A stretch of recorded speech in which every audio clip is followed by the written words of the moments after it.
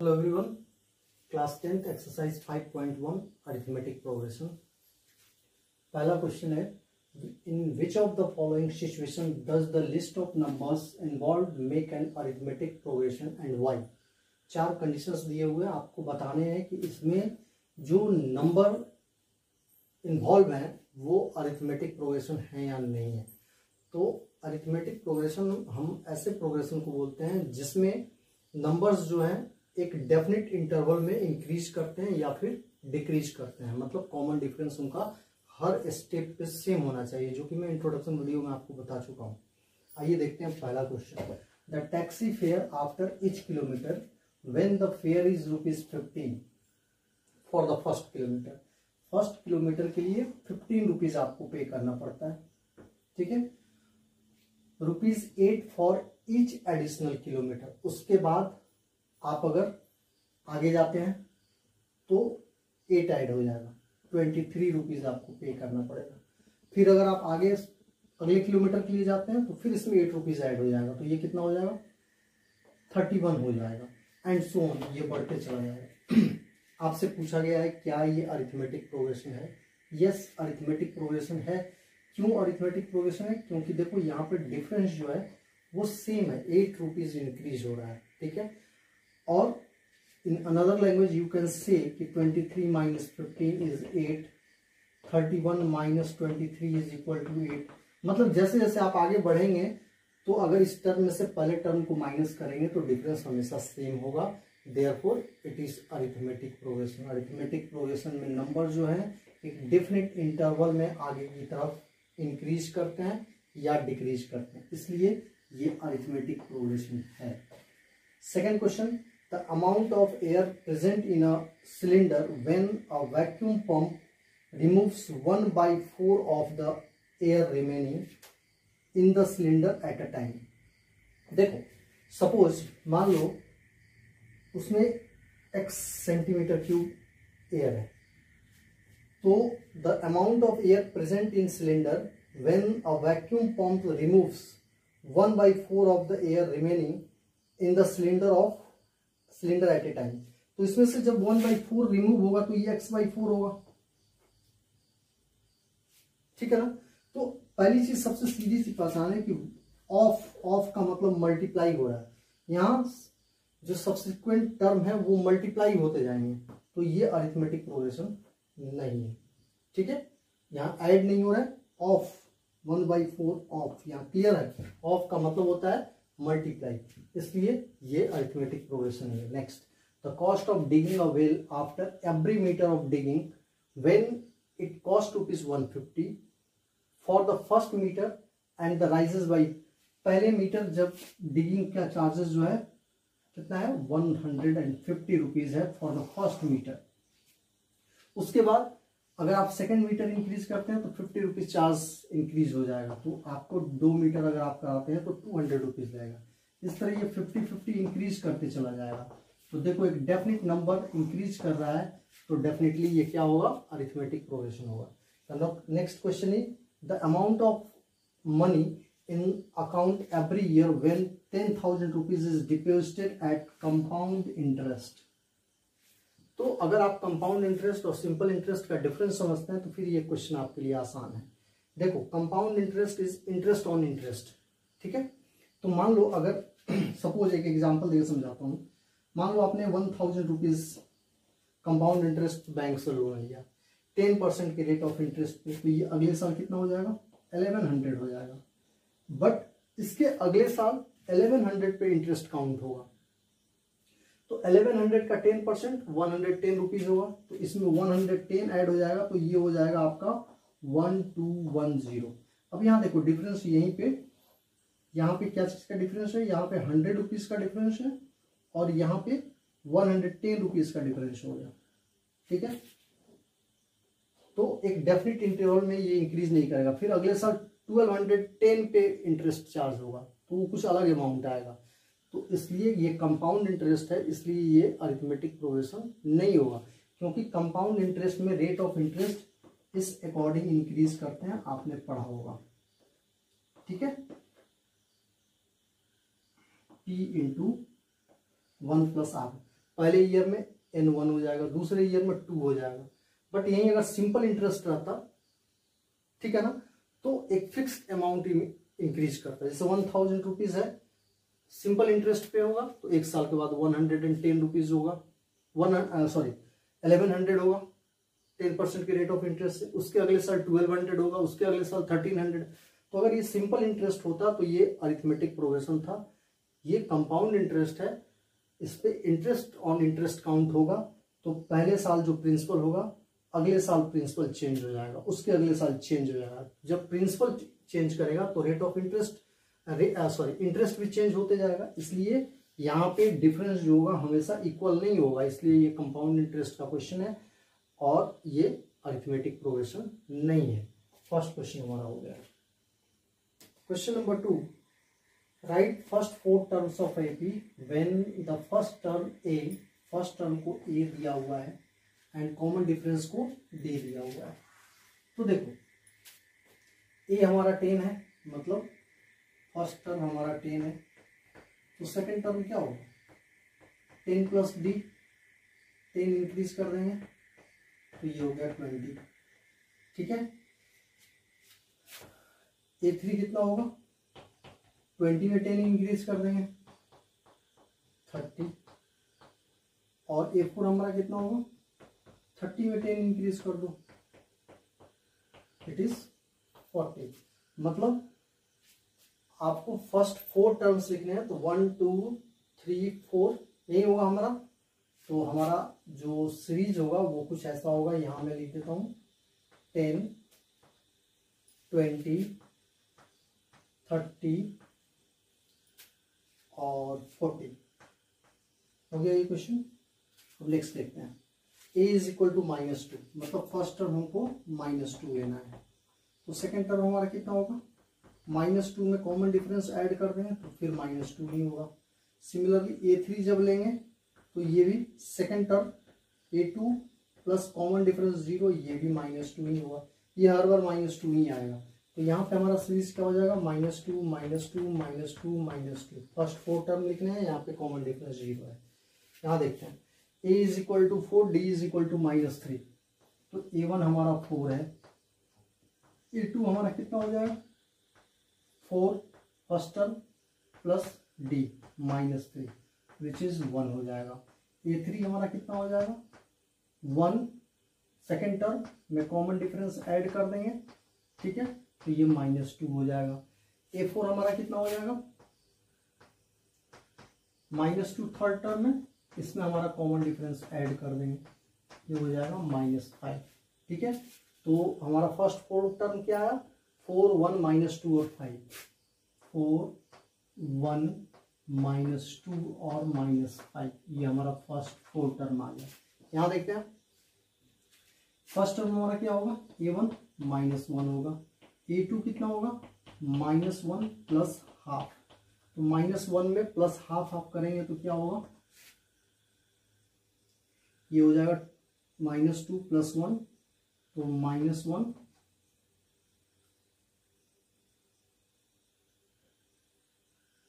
Upon 2,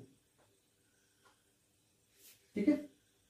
तो ये हमारा ठीक है, -2 प्लस 1 -1 अपॉन 2, ठीक है। अब a3 कितना हो जाएगा यहाँ निकाल लेते हैं, तो सेकंड टर्म हमारा ये सेकंड टर्म है, तो -1/2 में फिर कॉमन डिफरेंस ऐड कर दो तो ये 0 हो जाएगा। a4 हमारा कितना हो जाएगा थर्ड टर्म हमारा 0 है, इसमें 1/2 ऐड कर दो कॉमन डिफरेंस, तो ये 1/2 हो जाएगा। ये हमारा सारे टर्म निकल गए, ठीक है। तो इस क्वेश्चन के लिए हमारा टर्म क्या हुआ -1 -1/2 -1 -1/2 0 और 1/2, फर्स्ट 4 टर्म हमारे ये हो गया। इधर देखते हैं फर्स्ट टर्म हमारा क्या होगा a1 -1.25, a2 हमारा कितना हो जाएगा -1.25 plus -0.25, since both are negative ये ऐड हो जाएगा तो कितना हो जाएगा -1.7 -1.5 हो जाएगा, ठीक है। उसी तरह a3 कितना हो जाएगा, तो सेकंड टर्म हमारा -1.5 है, इसमें कॉमन डिफरेंस ऐड कर लो -0.25, तो ये कितना हो जाएगा -1.75। ठीक है, फोर्थ टर्म भी निकालना है। फोर्थ टर्म हमारा कितना हो जाएगा -1.75, ये 5 है, प्लस 0.25 -0.25, सॉरी ये क्या लिख रहा हूँ,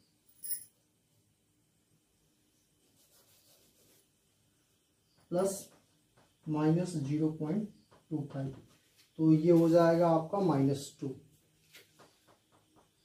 तो इसके लिए फोर्थ क्वेश्चन के लिए यहाँ पे लिख देता हूँ। फर्स्ट फोर्थ टर्म क्या होगा -1.25 -1.5 -1.75 और -2। ठीक है, क्वेश्चन नंबर 2 डन। नोट कीजिए। Question number 3, for the following APs right the first term, आपको फर्स्ट टर्म बताना है और कॉमन डिफरेंस बताना है। ठीक है, तो देखो फर्स्ट टर्म तो यही होगा, तो फर्स्ट टर्म को ए लिखो, या फिर आप A1 से डिनोट कर सकते हो, या फिर आप इसको T1 से भी डिनोट कर सकते हो। तो फर्स्ट टर्म 3 हो गया। अब कॉमन डिफरेंस, तो कॉमन डिफरेंस को हम क्या चीज से लिखते हैं, इंट्रोडक्शन वीडियो में मैंने आपको बता रखा है कि कॉमन डिफरेंस के लिए हम स्मॉल d यूज करते हैं। तो कॉमन डिफरेंस कैसे निकालते हैं, second term minus first term. ऐसा क्यों करेंगे, क्योंकि हमारा क्वेश्चन दिया हुआ है कि राइट द फॉलोइंग एपीज, ये जितने क्वेश्चन है चारों के चारों एपी हैं। ठीक है ना, ऑलरेडी ये दिया हुआ है कि अरिथमेटिक प्रोग्रेशन है। तो second term minus first term, यहां मैं लिख देता हूं second term minus first term. तो A2 हमारा कितना है 1 - 3 which is -2।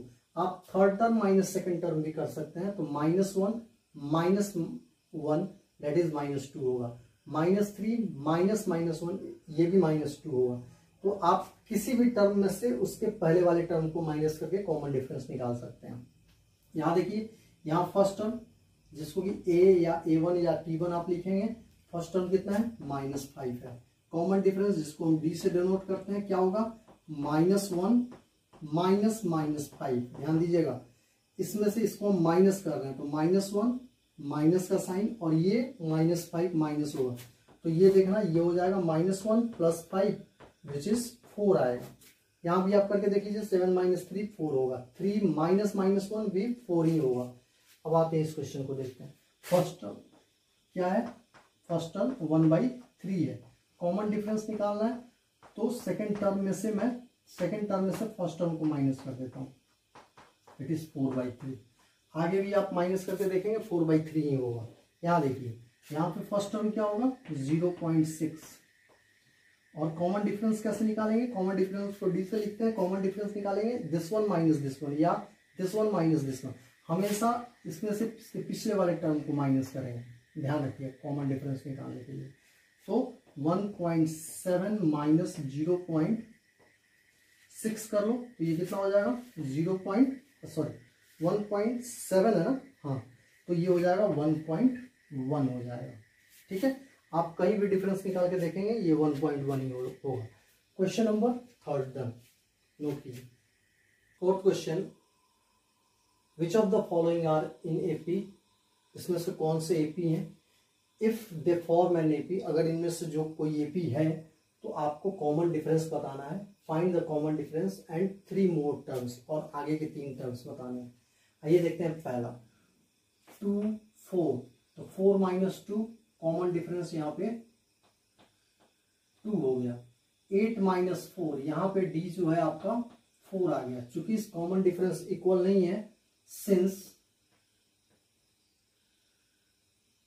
4 - 2 is not equal to 8 - 4, common difference equal नहीं है, इसलिए ये एपी नहीं है, नॉट एन एपी, ये एपी है ही नहीं। ठीक है, नेक्स्ट देखते हैं ये क्वेश्चन। अब यहां माइनस करके देख लो, 5/2 - 2, ये कितना होगा 1/2 होगा। 3 - 5/2 करके देख लो, ये भी आपका 1/2 होगा, ये भी आपका 1/2 होगा। तो ये एपी है, क्योंकि कॉमन डिफरेंस यहां भी 1/2 है, यहां भी 1/2 है, तो यस ये एपी है, it is an A P, ये एक ए पी है। तो आपसे पूछा गया है कि नेक्स्ट 5 टर्म आपको लिखने हैं, तो नेक्स्ट 5 टर्म क्या होगा, हाफ ऐड करते जाएंगे। 7/2 में हाफ ऐड करेंगे तो 4 होगा, 4 में हाफ ऐड करेंगे तो 9/2 होगा, 9 में हाफ ऐड करेंगे तो 5 होगा, और 5 में हाफ ऐड करेंगे तो 11/2 होगा। ठीक है, 4 ही टर्म लिखना है। नेक्स्ट 3 टर्म्स लिखने हैं, तो 3 ही लिखने थे, ये हो गया, ये हो गया और ये हो गया, 3 हो गया। चलिए अगला क्वेश्चन देखते हैं। ये यहाँ देखिए कॉमन डिफरेंस चेक कर लेते हैं। -3/0.2 -1.2, तो ये हो जाएगा माइनस माइनस प्लस हो जाएगा, तो ये बेसिकली आपका आएगा -2। यहाँ चेक कर लेते हैं, यहाँ भी -5.2 -3.2, तो ये भी आपका -2 ही आएगा। अगला चेक कर लेते हैं, -7.2 -5.2, ये भी आपका -2 ही आएगा। कॉमन डिफरेंस इक्वल है, ये AP है।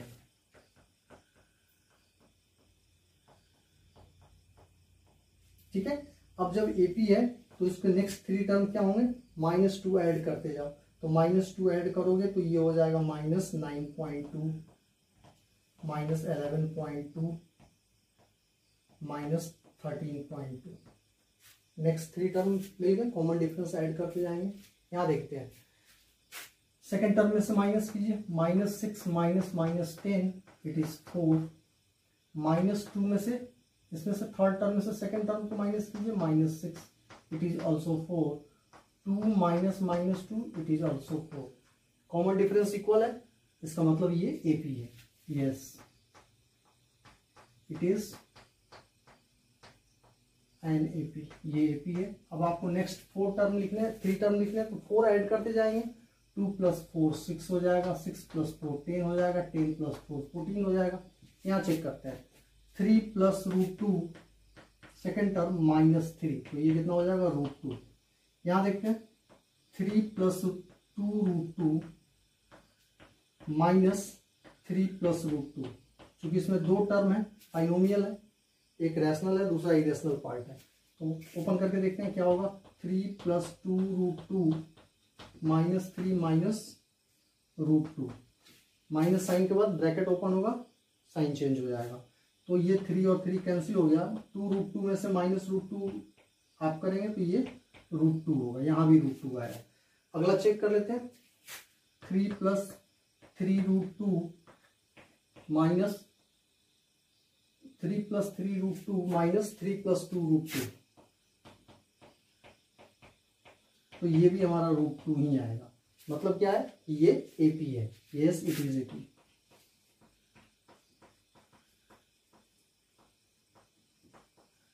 और जब ये AP है तो अगला टर्म क्या होगा, सब में ये √2 ऐड करते चले जाओ। ठीक है, तो 3 + 3√2 + √2 इज 3 + 4√2। अगला हो जाएगा 3 + 5√2, उसका अगला हो जाएगा 3 + 6√2। ठीक है, नेक्स्ट 3 टर्म हमको निकल गया। चलिए इसको नोट कीजिए। 4th का 6th पार्ट देखते हैं। यहाँ देखिए, यहाँ इनका डिफरेंस कितना है, 0.22 में से 0.2 माइनस करेंगे, 0.22 - 0.2 is equal to how much, 0.02 होगा। अब इनका डिफरेंस करके देखो, तो इनका डिफरेंस 0.222 में से सेकेंड टर्म को माइनस करो, थर्ड टर्म में से मैं सेकेंड टर्म को माइनस कर रहा हूँ, तो 0.002 होगा। देखो कॉमन डिफरेंस अनइक्वल है, इसलिए नॉट AP, ये AP नहीं है। ठीक है ना, कॉमन डिफरेंस अनइक्वल होगा, AP नहीं होगा। अभी यहाँ देखते हैं, सेकेंड टर्म -4 टर्म करो, तो ये तो आपका -4 ही हो गया। फिर -8, मतलब थर्ड टर्म से सेकेंड टर्म को माइनस करो, तो ये भी आपका -4 हो गया। थर्ड टर्म में से सेकेंड टर्म को माइनस करो, -12 -8, ये भी आपका एक कॉमन डिफरेंस, सारे इक्वल है, मतलब यस ये AP है। तो जब ये AP है तो हमें नेक्स्ट 3 टर्म लिखना है, तो -4 ऐड करते चलो, तो -4 ऐड करते चलोगे तो कितना होगा, ये हो जाएगा 12 माइनस 4 इज माइनस 16, ये हो जाएगा माइनस 20, ये हो जाएगा माइनस 24। नेक्स्ट क्वेश्चन देखते हैं। हाफ हाफ हाफ हाफ, यहाँ पे कॉमन डिफरेंस, यहाँ भी जीरो है, यहाँ भी जीरो है, यहाँ भी जीरो है, कॉमन डिफरेंस इक्वल है, इसलिए ये एपी है। और यस इट इज एपी। और जब ये एपी है तो बाकी के चारों टर्म क्या हो, नेक्स्ट थ्री टर्म्स भी आपके -1/2, -1/2 और -1/2 ही होगा। यहाँ देखते हैं, यहाँ डिफरेंस 2 का है, यहाँ डिफरेंस 6 का है। यहीं पे पता चल गया कि ये एपी नहीं है, नॉट एपी।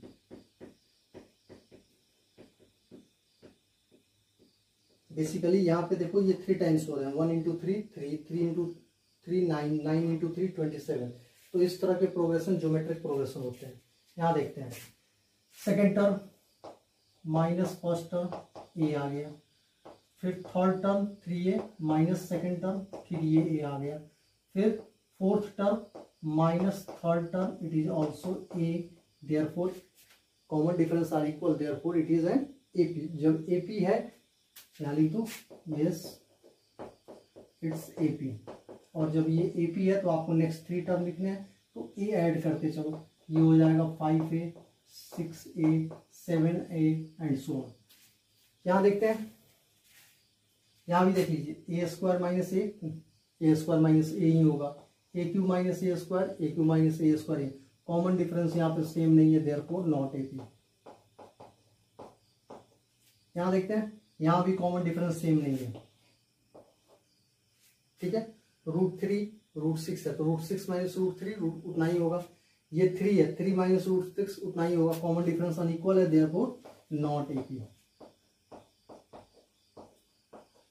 यहाँ देखिए, ये 1 का स्क्वायर है, 3 का स्क्वायर है, 5 का स्क्वायर है। यहाँ देखिए, ये 3 का स्क्वायर 9, -1 का स्क्वायर 1, यहाँ पे कॉमन डिफरेंस 8 है। ये 5 का स्क्वायर 25, -3 का स्क्वायर 9, यहाँ पे कॉमन डिफरेंस 16 है, देयरफॉर नॉट एपी, ये एपी नहीं है। यहाँ देखते हैं, ये आपका √2 है। अब √8 को सिंप्लीफाई करेंगे तो कितना होगा, यहाँ देखिए, √8 को जब आप सिंप्लीफाई करेंगे तो ये होगा 2 इंटू 2 इंटू 2, ये 2 एक बाहर हो जाएगा, 2√2 होगा। तो ये √8 आपका 2√2 हुआ। उसी तरह √18 को सिंप्लीफाई करेंगे तो ये 3√2 होगा, ये 4√2 होगा, ठीक है। अब यहाँ पे देखो, इसका और इसका डिफरेंस जो है √2 है, इसका और इसका डिफरेंस जो है, स्पेस कम है इसलिए मैं माइनस नहीं कर रहा हूँ, ये भी √2 है। यहाँ भी देखो √2 ही है डिफरेंस, देयरफॉर ये एपी है। मतलब हर बार √2 इंक्रीज हो रहा है। तो यहाँ पे जब हम √2 इंक्रीज करेंगे तो क्या होगा, √64 हो जाएगा। नो नो नो, √64 नहीं, सॉरी,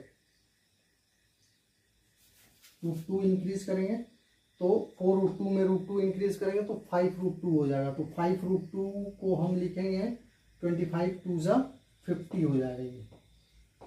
उसी तरह अगला क्या होगा, 6√2 होगा, तो 6 6 जा 36 इंटू 2, ये √72 होगा, ठीक है। उसके बाद 7√2 तो 49 49 2 जा 98। अब मैं ये बता दूं मैं कैसे लिख रहा हूं, तो 4√2 के बाद 5√2 आएगा। 5√2 को अगर आप रूट के अंदर भेजोगे तो 5 इंटू 5 करना पड़ेगा, तो ये आ गया 25 इंटू 2 50। उसी तरह 6√2 के लिए आप इस 6 को रूट के अंदर भेजोगे तो 6 इंटू 6 इंटू 2 हो जाएगा, तो 36 इंटू 2 72 ऐसा, ठीक है। अब ये क्वेश्चन देखिए, ये 1 स्क्वायर है, 5 स्क्वायर है। अब यहाँ देखिए, आप स्क्वायर देख के ये मत सोचिएगा कि ये नहीं होगा। यहाँ ये 25 -1 24, यहाँ देखिए ये 7 का स्क्वायर 49 -5 का square 25, it is also 24। 73 -49 it is also 24, ठीक है। तो ये एपी है, हर बार 24 इंक्रीज हो रहा है, तो इसमें 24 इंक्रीज कर दो, तो 4 + 3 7 और 7 + 2 9। अगला हो जाएगा, फिर इसमें 24 इंक्रीज करो, सर 11, ये 121 हो जाएगा। फिर इसमें 24 इंक्रीज करो तो ये हो गया 5 और 4 145 हो गया। ठीक है, हमारी पहली एक्सरसाइज खत्म हो गई, नोट कीजिए।